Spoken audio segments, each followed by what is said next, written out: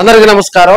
చేమకుర్తి అంటే సంతనూతలపాడు ఎస్సీ నియోజకవర్గంలోని ఒక మండలమైనటువంటి చేమకుర్తి మండలంలోని మండలమూడి గ్రామంలో మరి అక్కడ జరిగినటువంటి దాడి, దళితులపై మాదిగలపై జరిగినటువంటి దాడికి సంబంధించి ఇప్పటి వరకు ఆ గ్రామాన్ని మరి ప్రభుత్వ ఉన్నతాధికారులు, ప్రభుత్వంలో ఉన్నటువంటి కలెక్టర్ కానీ, ఎస్పీ కానీ, అదేవిధంగా ఇతర అధికారులు ఎవరు మరి ఎస్సీ కమిషన్ కానీ, మరి ఎస్సీ ఎస్టీ చైర్మన్లుగా చెప్పుకునేవారు కానీ, ఎమ్మెల్యేలు కానీ, మంత్రులు కానీ మేబీ ఎవరు కూడా ఆ గ్రామాన్ని సందర్శించకపోవడం కూడా కలవరం కలిగిస్తుందని తెలియజేసుకోవచ్చు.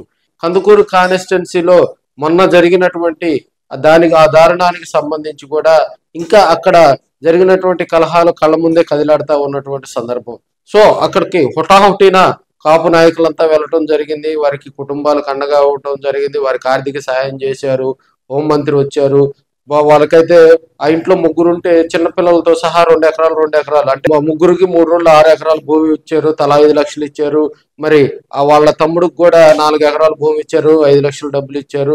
సో బాధింపబడినటువంటి కుటుంబాలకి మనం కందుకూరులో ఆ కాపు కుటుంబాన్ని మనం విమర్శించటంలా, ఆ కుటుంబం బాధింపబడింది, ప్రభుత్వం అండగా ఉంది, ప్రభుత్వం వచ్చింది, డబ్బులు ఇచ్చింది, వారికి ఏదో ఆర్థిక సాయం చేసింది, ఓకే. మరి బళ్ళమూడిలో కూడా అదే ఘటన కదా జరిగింది. బళ్ళమూడిలో ఇంకా దారుణం జరిగింది కదా. మరి బళ్ళమూడిలో మాదిగలపై జరిగినటువంటి దాడి పోలీసు వెరిఫికేషన్ కు వాళ్ళని తీసుకొచ్చే క్రమంలో అక్కడ రెడ్లు ప్రత్యేకించి కూడా అటు వైసీపీ తెలుగుదేశం పార్టీ రెడ్లు వారిరువురు కూడా కుమ్మక్కై వారిరువురు కూడా ఒకటై మాదిగలను విచక్షణ రహితంగా కొట్టి తలలు పగలగొట్టారు కదా. మరి ఈ ఘటనకు సంబంధించి ఇక్కడ ఉన్నటువంటి ఉన్నతాధికారులు ఎందుకు స్పందించడం లేదు? వాళ్ళని తీసుకొచ్చి రిమ్స్ లో పడేశారు. రిమ్స్ లో అసలు వాళ్ళకి ట్రీట్మెంట్ అందుతుందా?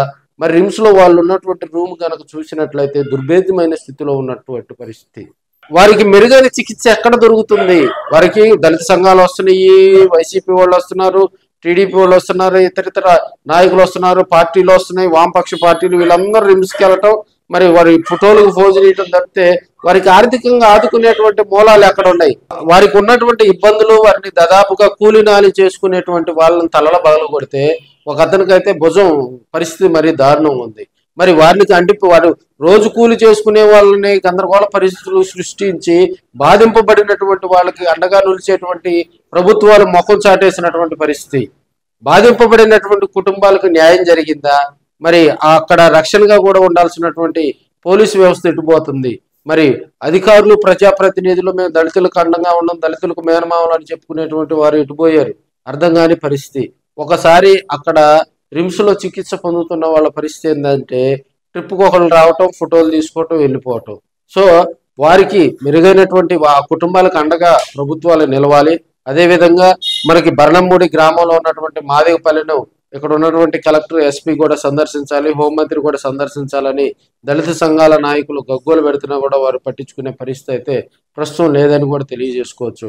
ఇప్పుడు ఉన్నటువంటి పరిస్థితిలో దళితులకు మరి సముచిత న్యాయం కల్పిస్తాము, దళితులకు మరి కూటమి ప్రభుత్వంలో అగ్రతాంబూలం ఇస్తామని చెప్పుకునేటువంటి మరి నాయకులు కానీ, క్యాడర్ కానీ అక్కడ లేకపోవటం కూడా, ఆ కుటుంబానికి అండగా లేకపోవటం కూడా కలచివేస్తుందని కూడా తెలియజేసుకోవచ్చు. ఇప్పటికైనా కూడా మరి మేధావులారా, మరి కందుకూరు జరిగిన ఘటనకు ఒక న్యాయం, బండ్లమూడిలో దళితులకు జరిగిన ఒక న్యాయాన్ని ఆ కోణంలో చూడకుండా కుటుంబాలకు అండగా ఉండండి, వారికి రక్షణ కల్పించండి, ఆ బాధింపబడినటువంటి కుటుంబాలకు భరోసా కల్పించి వారికి ఆర్థిక సాయం చేసి వారిని కోలుకునే స్థితికి కనుక తీసుకొస్తే రాబోయే రోజుల్లో వారికి మరి అంబేద్కర్ గారు రాసినటువంటి రాజ్యాంగం ఇటుపోతుంది. రాష్ట్రంలో మరి వారి పరిస్థితి ఏందనేది కూడా అగమ్య గోచరంగా తయారైందని కూడా తెలియజేసుకోవచ్చు.